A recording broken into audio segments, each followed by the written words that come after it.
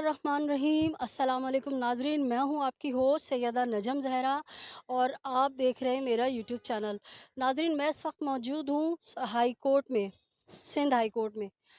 जैसा कि आपको पता है कि रोज़ाना की बुनियाद पे पूरे पाकिस्तान से बच्चियों को वरगला के अगवा किया जाता है, बच्चियों के साथ जो है बहुत जुल्म हो रहा है। तो मैं आज आई थी मगवी बच्ची बिनते काज़मी के हवाले से रिपोर्टिंग करने के लिए। तो यहाँ मुझे सीनियर वकील से मुलाकात हुई है और इन मैडम के पास जो है एक बच्ची से मुताल्लिक़ बहुत ज़बरदस्त स्टोरी है। तो मैंने सोचा क्यों ना मैं इन्हीं की ज़बानी आपको सुनवाऊँ कि उस बच्ची को किस तरह से ट्रैप किया गया, उस बच्ची के साथ क्या-क्या हुआ और मज़ीद क्या हो रहा है। अस्सलाम वालेकुम मैडम, वालेकुम अस्सलाम। कैसी हैं आप? बिल्कुल ठीक हूँ मैं। जी। आता है आपके पास जो स्टोरी है वो मुझे बताइए। बुनियादी तौर पर जो मैं जो अभी अपने केस के बारे में आपसे डिस्कस कर रही थी वो ये था कि हमारी मेरे पास एक क्लाइंट आई थी। वरीशा उरूज अपनी वालदा के साथ आई थी और वो खुला के मैटर में आई थी। ये मैटर बहुत डिफरेंट सा था। जब ये बच्ची मेरे पास आई थी तो इसने मुझे अपनी जो स्टोरी बताई वो ऊपरी ऊपरी स्टोरी जो बताई उसके हिसाब से ये एक 20-22 साल की बच्ची थी जो उस वक्त मेरे पास आई थी, 2-3 साल के बाद ही आई थी। तो उस वक्त ये किसी ऑफिस में जॉब करने गई थी। घर के हालात थोड़े ऐसे कमज़ोर थे तो एक वालिद जो हैं वो इतने अच्छे, उनका कोई बिजनेस नहीं था, वो नौकरी पेशा ड्राइवर आदमी। फिर वालदा भी इतना कोई ख़ास नहीं, बहन भाई भी सब छोटी मोटी कमाई करने वाले। तो इस बच्ची ने भी अपने घर की हेल्प करने के लिए निकली है और वहाँ जाकर इसने किसी एज अ रिसेप्शनिस्ट कोई जॉब करने की तलाश की। वहाँ कोई साहब थे जो ओनर थे, वो तकरीबन कोई 60-65 साल के या उससे भी ज़्यादा होंगे और उन्होंने इसको, लड़की को ट्रैप किया है और ट्रैप करके इससे जो है वो फ्री विल में इसको जाके निकाह किया और इसको डरा धमका के कि मैं तेज़ा वगैरह फेंक दूंगा। वो डर गई और निकाह कर लिया। निकाह के बाद खैर 1 साल तक उन्होंने अपने वालिदैन को कोई पता नहीं लगने दिया। अच्छा, बच्ची उसके साथ मिलती रही आदमी के साथ बिल्कुल, और निकाह कर लिया 1 साल तक? जी, जी, जी। लेकिन ये कि वो लेके नहीं गया। उसको 1 साल के बाद उसको लेके गया। 2-3 महीने उसने उसके पास रखा अपने साथ। लेकिन बड़ा अ अच्छा, आपने बताया कि लेके किस तरह गया, बच्ची ने घर किस तरह छोड़ा वो भी मेरे नाज़रीन को बताइए। हाँ, उसने क्या किया कि एक फ़िल्मी अंदाज़ में एक रुका छोड़ा कि मैं जो हूँ घर मैं जा रही हूँ और मैंने इस तरह निकाह कर लिया है, एक रईस इकबाल नामी एक शख़्स से, और मैं अब जो है अपने घर अपने उसके साथ जा रही हूँ। और वो रवाना हो गई। उन्होंने 2-3 महीने रखा और जो हालात उसके बाद रहे, उसने जो लड़की ने मुझे उस वक़्त हालात बताए थे कि वो फिर रिकन्सिलिएशन वाली बात ही नहीं थी। उसने मुझे बताया कि वो उस तरह से उसको बंद रखता था। प्लस ये कि वो जहाँ कहीं अगर ग्रॉसरी के लिए भी निकलते थे तो पुलिस उनके पीछे होती थी। वो एक क्रिमिनल आदमी था।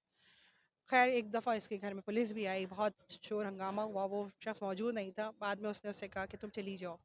खैर कुछ अंदाज़े तो हो गए थे कि कोई ना कोई अच्छा, आपने बताया कि वो लोग कहीं बाहर जाते थे तो पुलिस उनके पीछे होती थी और ये शख़्स उसके हाथों में पैसे वग़ैरह दे क्या देते बताया थे। मुझे हाँ ज़रा? जी, वो उनको जो है देखकर अपनी जान छुड़ाता था कि मैं गिरफ़्तारी ना हो या उसको बुलाया ना जाए पुलिस से, वो अपने आप को मफ़रूर था वो। तो इस बच्ची ने नहीं पूछा कि आपके पीछे पुलिस क्यों आती है? उस वक़्त उसे अंदाज़ा नहीं था, वो ये सब वो सादे कब्ज़ों में कपड़ों में उसके पास आते, तो वो कहती, वो समझता था कि ये क्या है? तो वो कहता था ऐसे ही बस कुछ नहीं है वो। बाद में उसे इन चीज़ों का अंदाज़ा हुआ कि ये चीज़ें जो है ऐसी थी, क्योंकि उस वक़्त तो वो 2 महीने ही तो हुए थे शादी को, तो इतनी ज़्यादा इस चीज़ों का उसको अंदाज़ा नहीं था। बाद में जब ये सब कुछ हुआ और पुलिस आई और ये सब कुछ होता रहा इसके सामने और वो उसने इसको बिल्कुल घर से कहा निकल जाओ तुम, मुझसे मुलाकात नहीं रखना, कोई कॉन्टैक्ट नहीं रखना। मज़े की बात ये है कि ये शख़्स कभी जो है ना ये नॉर्मल सिम इस्तेमाल नहीं करता। इसके पास जो है वो कोई इंटरनेशनल नंबर है और वो व्हाट्सएप पे ही बात करता है। ये उसका कोई नंबर ही नहीं है, उसको आप ट्रेस ही नहीं कर सकते। अच्छा, इसके अलावा जब ये सारे बहुत सारी चीज़ें थी जो मैं अब यहाँ पे आपसे इतनी डिटेल में नहीं बात कर सकती। फिर यही वजूहत थी कि मुझे इसमें रिकन्सिलिएशन की कोई चीज़ नज़र नहीं आई और मैंने खुला फ़ाइल कर दिया। खुला फ़ाइल करने के बाद जो एड्रेस था वो डिफेंस का कोई एड्रेस था, क्योंकि लास्ट नोन एड्रेस वही था जहाँ इसको उन्होंने सुरजानी में रखा हुआ था। वो बच्ची जो है वहाँ पर हमारे पास कोई एड्रेस उसके पास था नहीं। हमने वहीं उसी एड्रेस पे, निकाहनामे वाले एड्रेस पे जब नोटिस करवाया तो वहाँ से एक वकील साहब आए और वकील साहिबा आई थी और उसमें जो है उन्होंने एक सुमैया, एक जावेद नामी एक लड़की का जो है उन्होंने एक पावर चढ़ी दिया और उसमें काफ़ी नाजेबा सी तस्वीर और कुछ ऐसे हलफनामे और झूठी चीज़ें जो है उसके अंदर वो फेक डॉक्यूमेंट्स जो हैं इन एक्स्ट्रा थे। मतलब जो खुला के लिए जवाब आया, जवाब जिसे दूसरा भी देता है तो उसमें उस लड़की की और रईस जो बंदा है उसकी नाज़ेबा तस्वीरें थी। जी, जी, जी, जी। वो सब जो है वो उसमें कोर्ट में पेश की गई, जिनका कोई ज़रूरत नहीं थी। मतलब वो और फिर ऐसे हलफनामे और झूठे जो है उन्होंने चीज़ें जो है डॉक्यूमेंट्स जो है उसे एनेक्स किए हुए थे, जिनका कोई जवाज़ वहाँ लगता नहीं था कि हमें कुछ हम फ़ील ही नहीं कर सकते थे ये कुछ क्या होने जा रहा है ना। बाद में जब जिस दिन के खुला ग्रांट होने वाला था, रात को इनकी मदर का फ़ोन आया। अच्छा, इसके बाद से इनको धमकियाँ आनी शुरू हो गई थी कि तुम ये छोड़ो जो, बाज़ आ जाओ, फलाना-ढमाका। मैं इनको कहती रही कुछ नहीं होगा, कुछ नहीं होगा। मुझे तो नहीं पता था इसके पीछे क्या होने वाला है। ख़ैर जी, जिस दिन रात को इसका सुबह खुला ग्रांट होना था, सुबह रात में इसको जो है गिरफ़्तार कर लिया गया, इस बच्ची को, रात के 10 बजे। ख़ैर बात-वात की पुलिस में, हमें कोई इत्तला नहीं हो रही थी। सुबह सुबह जब आए तो सुबह हमने इसको इससे पहले तो पेश किया और वहाँ खुला ग्रांट करवाया। फिर वहाँ इसको पेश किया गया इसके कोर्ट में, तो वहाँ से इसको जेल भेज दिया गया और हमारे पास कोई एफआईआर नहीं थी, कुछ नहीं थी, हम बेल नहीं करवा सके उसे। ख़ैर अगेन दूसरे दिन इसको हमने बेल आउट करवाया। कट टू शॉर्ट स्टोरी ये कि एक एफआईआर इसकी जो है डिस्ट्रिक्ट सेंट्रल में जोराबाद थाने में कटवाई गई। तो ये एफआईआरें किस बिहाफ़ पे कटवाई गई? मुझे तो आपने बता दिया, लेकिन शायद हम अपने हाँ, व्यूअर्स को बीच में से बताना मैं भूल गए हम लोग। और मतलब खुला के बाद क्या हुआ हाँ, और ये एफआईआर्स क्यों कहाँ कटवाई से गईं, आई है? कहाँ का, जी, किस किस वजह से कटवाई गईं, क्या हुआ, वो जी, जी। थोड़ी-सी इसकी डिटेल? इसकी बैक स्टोरी ये है कि जब ये बच्ची जो है शादी से पहले ही जब इन्होंने जॉब स्टार्ट की थी रईस इकबाल के ऑफ़िस में, तो वहाँ पर उन्होंने उनसे मुख्तलिफ़ साइन करवाते रहते थे कि मैं तुम्हारे नाम पर ये बिज़नेस कर रहा हूँ, तुम्हारे नाम पर एक फ़ेक फैब्रिकेटेड वो चीज़ें करते रहते थे। इस दौरान में इन्होंने सैलरी के मद में इनसे कहा कि आप अपना एक अकाउंट खुलवाएँ और उस अकाउंट को उसने जब खोला तो इस बच्ची से गलती ये हुई कि इसने वहाँ से सिर्फ अपना एटीएम जो डेबिट कार्ड होता है वो इशू करवाया और ये भूल गई या इसको पता नहीं था या क्या था मामला कि ये इसकी जो चेक बुक थी वो बैंक में थी। उस बैंक उसको उन्होंने जो था बाद में रईस इकबाल ने फैब्रिकेटेड और जो झूठे से सिग्नेचर करके और वो इसकी जो थी चेक बुक हासिल कर ली। वो चेक बुक उसके पास ही, हमें पता ही नहीं था इन तमाम चीज़ों का। अब जब ये खुला का मैटर फ़ाइल हुआ है तकरीबन हमने मेरा ख़्याल है अप्रैल में हमने ये फ़ाइल किया है। मार्च, अप्रैल या मई के दौरान हमने ये फ़ाइल किया है और मई में ये आए हैं और उसके बाद जून में ये एफ़आईआरें कटना शुरू हुई सारी। ठीक है? हमें तो पता ही नहीं था। बाद तो में ये वो बच्ची एफआईआरें किस मद में कटी हैं इस बच्ची के ऊपर? 489 एफ में मुख्तलिफ लोग, वो रईस इकबाल नहीं आ रहा था। एक एफआईआर में ये सुमैया जावेद सेंट्रल में, दूसरी एफआईआर कटी है डिस्ट्रिक्ट सेंट्रल में, वो फिरोज़ाबाद थाने में, तीसरी एफआईआर जो कटी है वो खारादर जो है साउथ के डिस्ट्रिक्ट में। और तीनों जगह मुख्तलिफ ऐसे लोग जिनका कि आप तसव्वुर नहीं कर सकते कि उनके पास जो है इतना पैसा भी होगा, कोई 45 लाख रुपए का दावा लेकर आ रहा है, कोई 15 लाख रुपए का लेकर आ रहा है, कोई जो है वो 10-20 लाख की जो है वो दावे लेकर आ रहा है।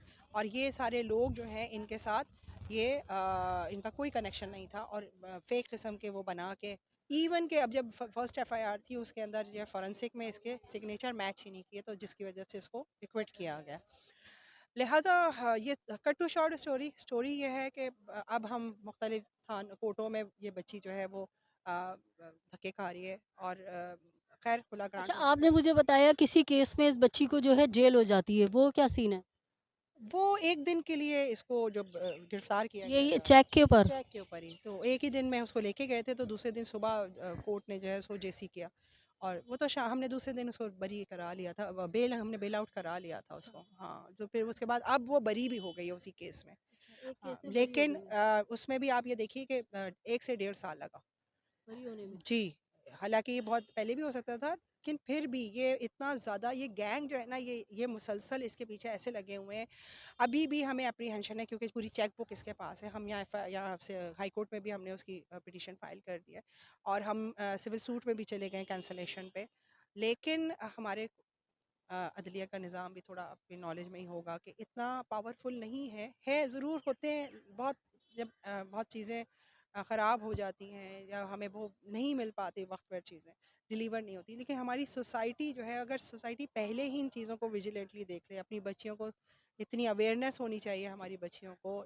इतना मीडिया फ़ास्ट हो चुका है, अब उनको पता है कि अगर एक गलत कदम उठाने से ना सिर्फ़ उस बच्ची का, पूरा ख़ानदान, आपको पता है कि इसमें एफआईआर जो कटी हैं उसके फादर के खिलाफ, एक एफआईआर में उसके फादर के साथ है, दूसरे में उसकी माँ और भाई, तीसरे में उसका भाई और माँ, यानी हर जगह इन्होंने इनको ट्रैप किया है और इनको जो है इतनी बुरी तरह से पूरे ख़ानदान को इन्होंने डिस्टर्ब कर दिया है। इस रिस्पेक्ट कहाँ रही सोसाइटी की, जो है क्या उनके साथ सलूक होगा। ज़ाहिर सी बात है कि लोग क्या किस नज़र से देखेंगे, किस तरह वो बेचारे अपनी सर्वाइवल में कितने परेशान हैं, उनकी उनके अपनी माशी हालात इतने बुरे हुए हैं। फिर ऊपर से वो तो शुक्र है कि इर्द गिर्द में कुछ अच्छे लोग भी होते हैं, और वो अल्लाह का शुक्र है कि वो सही हाथों में आई, और हमने उसको जो है प्रॉपर्ली उसको डील किया। हालांकि कई दफ़ा ऐसा होता था कि वो बहुत परेशान हो जाती थी, रो पड़ती थी कि अब बस बहुत हो गई, तो समझाते थे क्या करें। अच्छा, आपने मुझे ऑफ कैमरा ये भी बताया कि किसी केस में बच्ची के वालिद को, भाई को और माँ को गिरफ्तार कर लिया, बाकायदा जेल भेज दिया। वो क्या सीन था? वो भी दूसरी एफआईआर जो फिरोज़ाबाद थाने में हुई थी, तो वो भी अचानक, क्योंकि वो उन्होंने चालान पेश करा के और वो उसको वारंट निकलवा के रखे हुए थे। हमारी नॉलेज में तो नहीं थी ना ये चीज़ें कि कहाँ किस तरह होती है। वो तो हम जब पहली एफआईआर हुई, तो हम जब सर्चिंग कर रहे थे, उस दौरान में सर्चिंग के दौरान हमें पता चला कि वहाँ एफआईआर हुई है। उसी रात इन्होंने हमें, इनके घर में ये नहीं थी, ये कहीं बाज़ार भाभी के साथ गई हुई थी। इनकी वालदा और भाई को उसी वक़्त जो है गिरफ़्तार किया गया था। तो वो दूसरे दिन उन्होंने पेश किया, वही उसी तरीके से फिर हमें उनको जेल भेजना पड़ा, जेसी हुए। दूसरे दिन फिर हमने उनको बेल करवा के वो बाहर निकाल लिया था। तीसरी एफआईआर में वालिद साहब को का नाम था, और हमने फिर फ़ौरन तौर पर हमने प्री अरेस्ट बेल करवा ली थी उसमें। तो बेल बिफोर अरेस्ट। जी, जी, बेल बिफोर अरेस्ट दोनों में, मतलब तीनों में इसी तरह हुआ कि 3 में 2 की प्री अरेस्ट हुई, 1 की जो है आफ्टर अरेस्ट हुई। दूसरे केस में 2 की आफ्टर अरेस्ट हुई, और 1 की प्री अरेस्ट हुई। फिर तीसरी वाली एफआईआर में हमने फिर प्री अरेस्ट दोनों की करवाई। अच्छा, इस पूरे केस में आप जो चौकन्ना हो गई कि ये सुमैया जावेद जो है, इसका क्या किरदार है और आप इसको क्या किस नज़र से देख रही हैं? देखिए, मेरी कोई ज़ाती दुश्मनी नहीं है उस लड़की से। वो खुद भी, मुझे ऐसा लगता है कि वो ट्रैप हुई है, और वो भी शायद इस गैंग, ये कोई गैंग है जो, या तो ये कि ये कोई बहुत बड़ा इनका, मुझे नहीं पता क्या इनके मकासद हैं।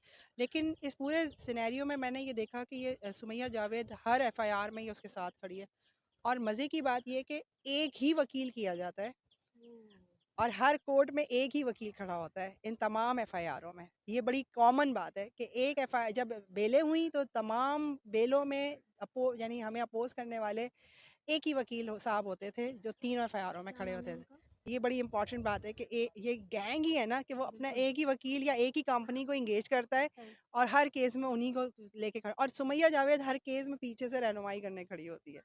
तो ये सारी चीज़ें तो बिल्कुल प्रामा फिशाई हैं, सामने ही हैं। को तो सुमैया जावेद, मुझे खुद उस पे पिटी आती है। वो भी इस माशरे का हिस्सा है, वो भी एक लड़की है, लेकिन वो भी वो भी कारिंदा बनी हुई है, वो भी शायद किसी के हाथों खेल रही है। वो उसको खेल उसके साथ खेला जा रहा है, और मैं समझती हूँ उसको चाहिए कि अभी भी उसको समझ ले कि अगर खुदा न खास्ता कल अंजाम बहुत बुरा होगा है, बहुत बुरा होगा।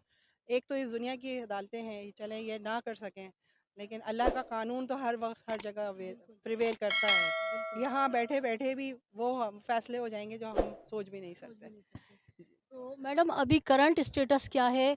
कितने केसेस में वो बच्ची बरी हो चुकी है और खुदा न खास्ता दोबारा जेल जाने का तो नहीं है?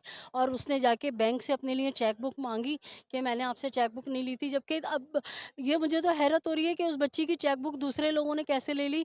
अब हम तो अपनी चेक बुक लेने जाते हैं, तब वो हमसे शनाख्ती कार्ड लाओ, थंब लगाओ, ये करो, वो करो, तो हाउ इज़ पॉसिबल? देखिए, हमारे यहाँ एक प्रॉब्लम ये है कि जो इदारे हैं, चाहे वो हमारे गवर्नमेंट इदारे हों, प्राइवेट इदारे हों, आपको पता है कि इन्फ्लुएंसेस चलते हैं। वो उसने रईस इकबाल ने कोई ना कोई बैंक के साथ मिलकर, ये हमें बहुत बाद में ये मालूमात दी, उन्होंने हमें बहुत चक्कर भी लगवाए, और ये बैंक से ही उसको जो है, वो उसने एफआईआर का जो है, उसने जो है, सॉरी, जो उसको दी, वहीं से उसने जो है ना, किसी तरह उसको वहाँ से निकाला है, और वो फेक एंड फैब्रिकेटेड जो है उसके वो करता रहा है, साइन। सिग्नेचर करता रहा। और ये मुख्तलिफ लोग जो खड़े हैं, ये उसके बिहाफ पे खड़े हैं। उनमें से कोई भी जो है ऐसा शख्स नहीं है जो ये एफआईआर कटवाएगा या उनके पास चेक, ये गए टोटल बेसिकली गए हैं, ये रईस इकबाल के ही थ्रू हो रहा है ये सारा काम, सही, और वो सही। खुद गायब है।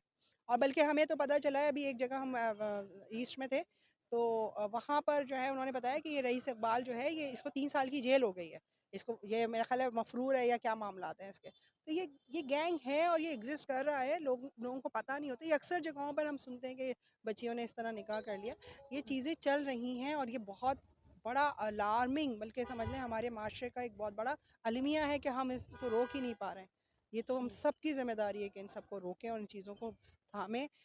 क्योंकि होगा क्या, एंड दी एंड क्या होगा, जो आपने मगरिब का हाल देखा है, इससे भी बुरा हाल होगा। वहाँ तो कम से कम अब तो सिविलाइज हो गए हैं वो लोग, लेकिन उसके बावजूद उनके बुरे हालात हैं। बिल्कुल। सोशली फैमिली उनकी पूरी टूट चुकी है, सब कुछ हाँ, खत्म हो चुका है। सही, सही। फैमिली सीरीज है, सिस्टम खत्म हो गया, इसी बिल्कुल, वजह से खत्म। तो हमारे बिल्कुल। यहाँ कुछ बचा कुचा है आज़ादी के नाम पे आज़ादी और के हाँ, नाम पर। जो बिल्कुल, आज़ादी, ये आज़ादी नहीं है, ये तो बर्बादी है, बिल्कुल। ये बर्बादी है। बिल्कुल। तो नाज़रीन आपने देखा कि किस तरह हमारे मुल्क की बच्चियों को ट्रैप किया जाता है, उनको सुहाने सपने दिखा के उनके बाप से भी बड़ी उम्र के लोग जो हैं बरगला के ले जाते हैं, शादी का ढोंग रचा के और उनको अपने मकासद के लिए इस्तेमाल करते हैं। और आपको याद होगा नाज़रीन कि मैं अपने अक्सर व्लॉग्स में कहती हूँ कि ज़हीर गैंग हो या दीगर और गैंग हो, ये बहुत बैनुल अक़वामी गैंग है, क्योंकि हर इदारे में इन लोगों के लोग बैठे हुए हैं। जैसे मैंने आपको बताया कि बैंक से कैसे चेक बुक निकलवा ली गई, और जिस तरह से आपको मैं अमूमन मैंने कल भी आपको कहा कि हमें अगर माशरे को सुधार पैदा करना है, माशरे में इंसाफ फराहम करना है, तो हमें अपने वकला और अपने आईओज़, अपने थानों को सही करना होगा कि हमारे जो आईओज़ हैं वो चंद पैसों की खातिर सी क्लास कर देते हैं और गलत गलत रिपोर्टिंग करते हैं।